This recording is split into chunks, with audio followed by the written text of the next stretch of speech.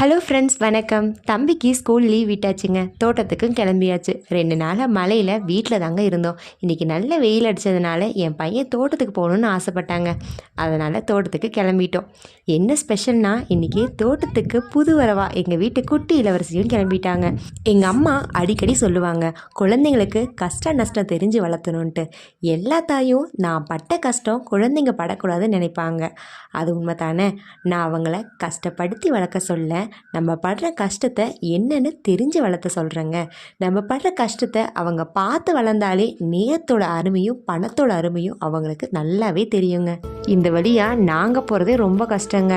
காட்டுக்கு போகிற சந்தோஷத்தில் எங்களை ஓவர்டேக் பண்ணிட்டு போயிட்டுருக்காங்க. தம்பியை விட பாப்பா ரொம்ப சந்தோஷமாக இருக்காங்க. ஓ